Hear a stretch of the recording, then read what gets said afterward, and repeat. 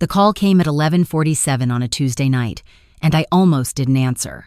I was sitting on the floor of my apartment in Portland, surrounded by grant applications I'd been staring at for 3 hours without reading a single word. My phone lit up with a number I still had saved under Dad's house, even though my father had been dead for 8 months.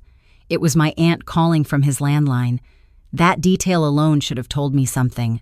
She said my grandmother had fallen. Hip fracture. Maybe worse. The hospital wanted family present for the surgical consent forms because my grandmother, Nana Ruth, 81 years old, and sharp as a blade until about 6 months ago, had been showing signs of cognitive decline. Someone needed to come. Someone needed to sign. I was the only someone she called. I should have asked more questions. I should have called the hospital directly, verified the situation, checked who else had been notified. Instead, I booked a red-eye to Columbus and packed a bag in 20 minutes, because that's what you do when the last person in your family who ever truly loved you might be dying in a hospital bed alone. My name is Claire.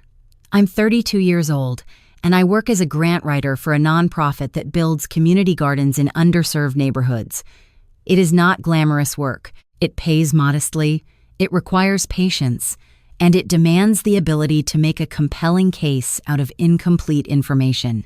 I'm good at it because I grew up learning to read between lines to find the story hiding underneath the one being told out loud. My father raised me alone after my mother left when I was 4.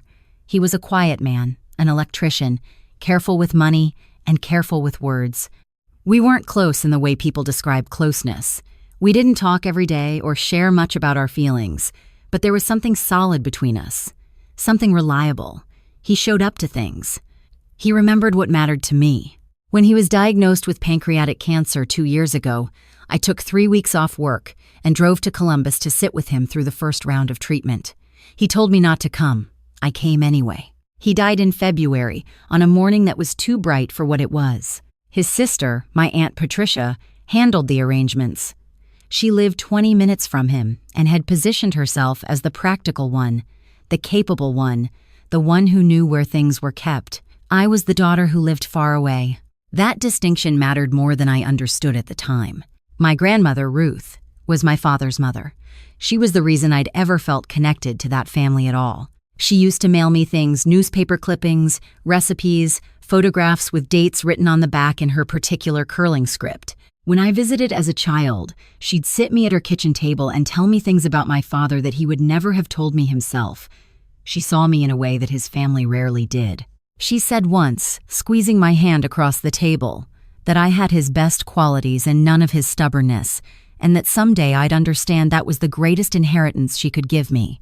After my father died, I called her every Sunday. Her voice had changed in recent months, slower, occasionally confused about time, but she still knew me. She still asked about the garden projects. She still said my name, the way she always had, like it meant something. The hospital room smelled like recycled air and antiseptic. Nana Ruth was smaller in the bed than I expected, one leg immobilized, eyes half open. She recognized me. That was the first relief. Patricia was already there when I arrived, sitting in the corner chair with her reading glasses on and a yellow legal pad across her knees. Her daughter, my cousin Melissa, stood by the window. Neither of them looked surprised to see me. Neither of them looked particularly glad either. The doctor came and went. The fracture was significant, but the surgery was routine. Recovery would take time. There was a discussion about care arrangements afterward, whether Nana Ruth could return to her house or would need a facility, and Patricia did most of the talking. She spoke with the authority of someone who had already decided. I asked questions. She answered them in a way that technically included information while actually communicating very little. That night, Patricia offered me the guest room at her house. I said I'd prefer to stay near the hospital. She nodded like this was what she expected.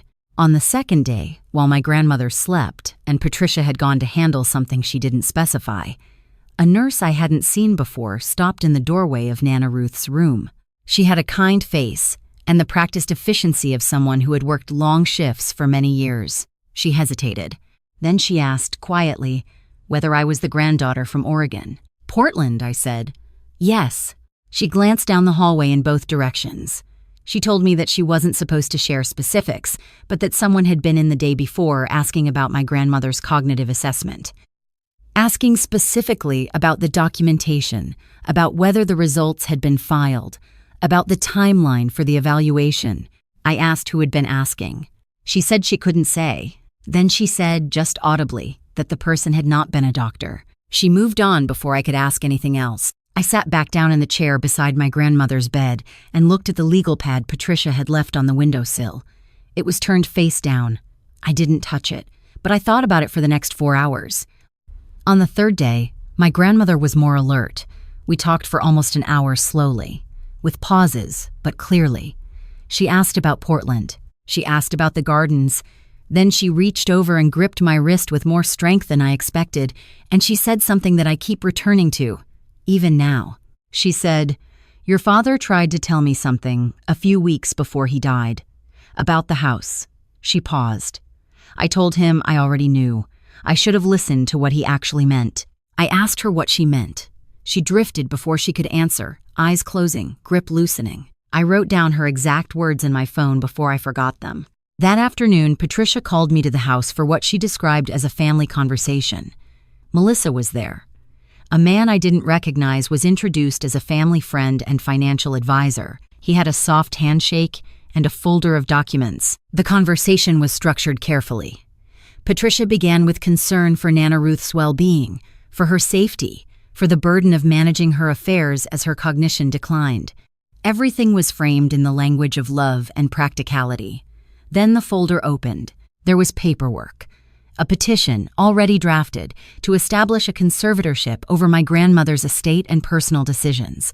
Patricia would serve as conservator. The financial advisor had prepared a management plan. The documents were thorough. Someone had been working on this for a while. And then Patricia slid a second set of papers across the table toward me. She said they were related to my father's estate.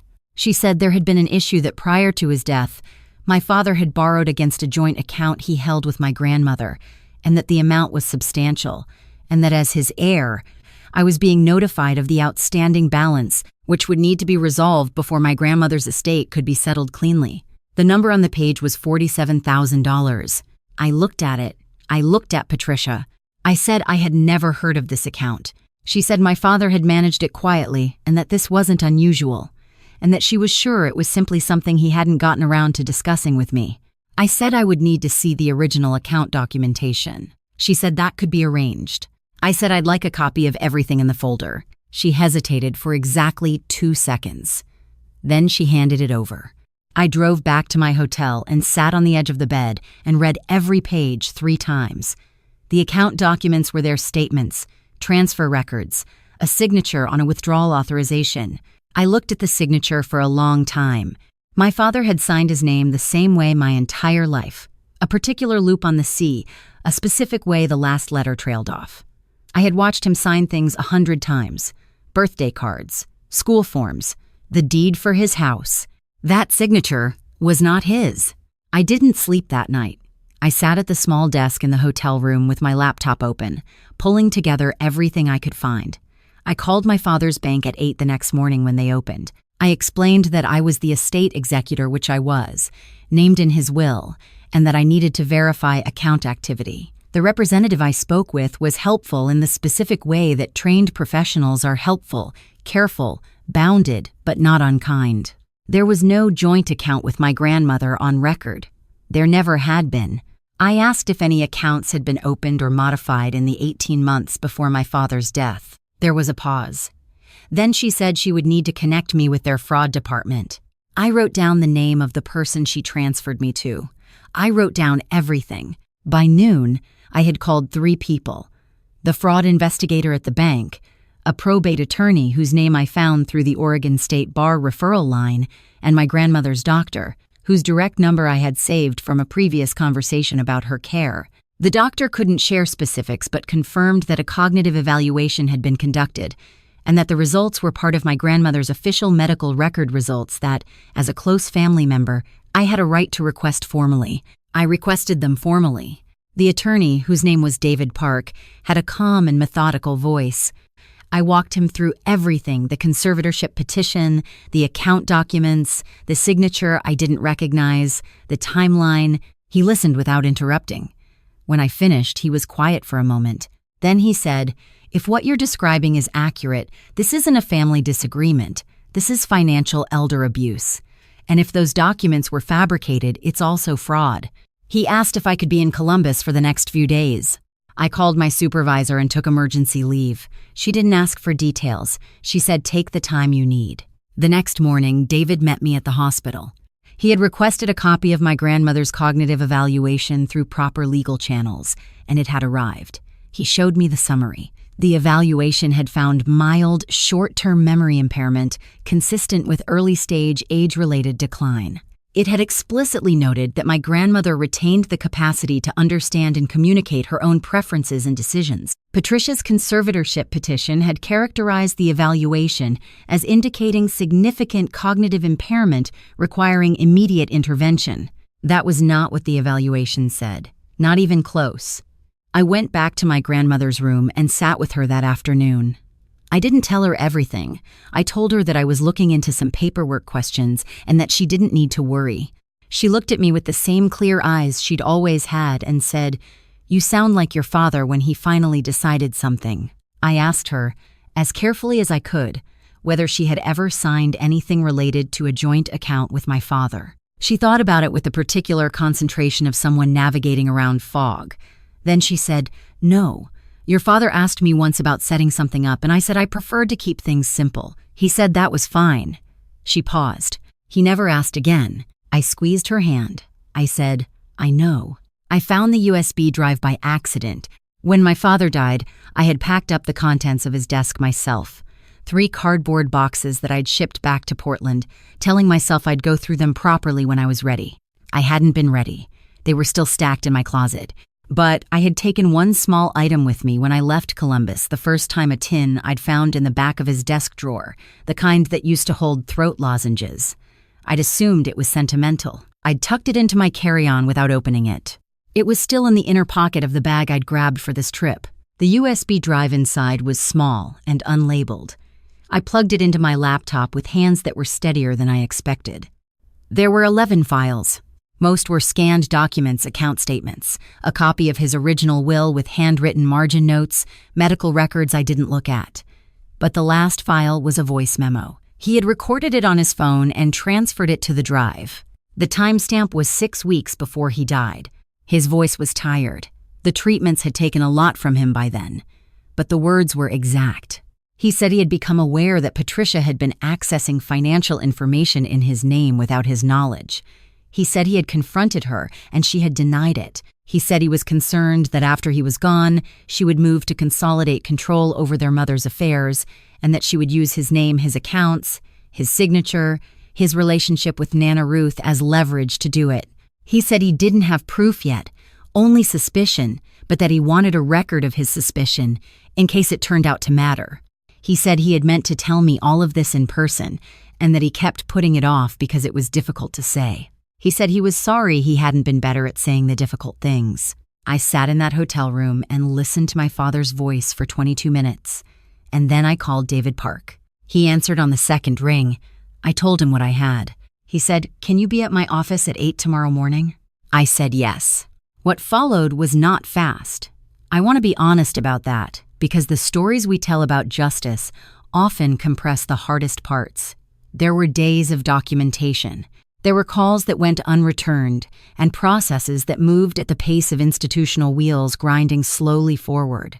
There was a morning when the fraud investigator at the bank called to say that the account in question had been opened 18 months prior, using my father's identification that had been used without his knowledge or consent. There was the afternoon David called to tell me the court had agreed to delay the conservatorship hearing pending investigation. There was the moment Patricia called me, and I let it go to voicemail, and listened to her voice saying she thought there had been a misunderstanding, that she hoped we could talk, that family was what mattered most in times like this. I saved the voicemail. David said it might be useful. The hearing was rescheduled twice. By the time we stood in front of a probate judge in a wood-paneled courtroom, 3 months had passed. I had driven back to Columbus twice more. David had filed enough motions that I'd lost track of the numbers. The bank's fraud department had completed their investigation and submitted findings. A forensic document examiner had reviewed the forged signature and provided a written opinion. My grandmother was present in the courtroom in a wheelchair, which she'd agreed to only under protest. She was wearing her good blue coat. She had done her hair. Patricia's attorney presented the conservatorship case with the confidence of someone who hadn't yet realized the ground had shifted. He spoke about care, about family responsibility, about the complexity of managing an elderly parent's affairs. Then David stood up. He entered the bank's findings into evidence. He entered the forensic examiner's report. He played 11 seconds of my father's voice, recording enough to establish its existence and content, which he then submitted in full. He entered the cognitive evaluation, with the actual text highlighted next to Patricia's characterization of it. He asked the court to note the discrepancy. The judge noted it. When I was asked to speak, I answered every question directly.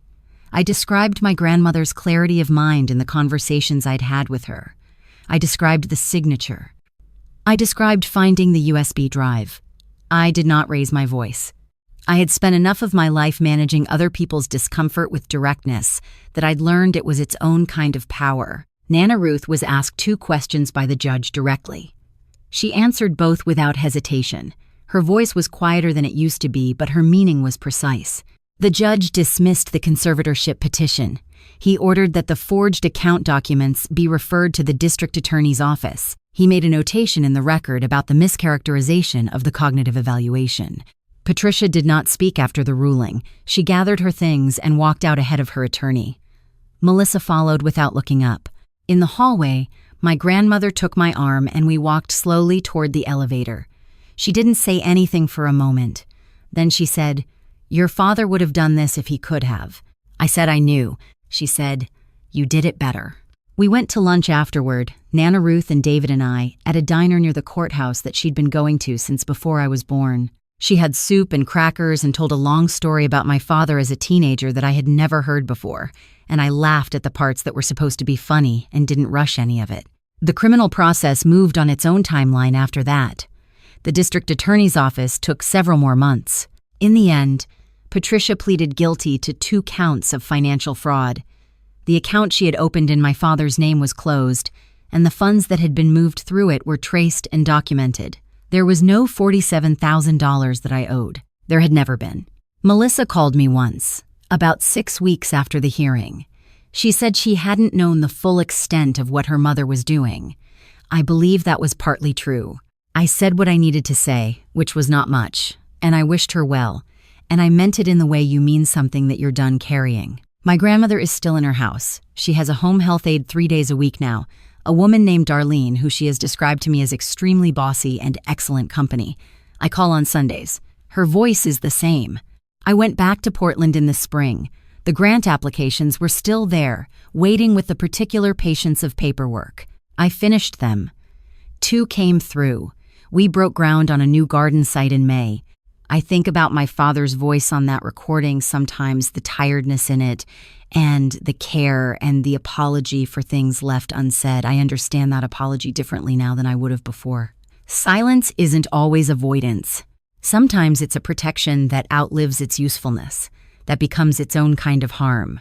He saw what was coming and didn't know how to name it in time. I named it. That was enough.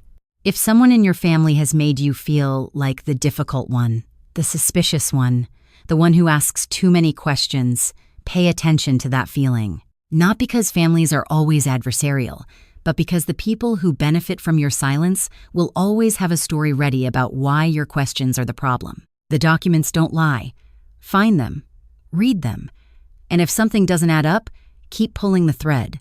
If this story meant something to you, leave a comment below. Subscribe so you're here for the next one, where the truth, as always, refuses to stay buried.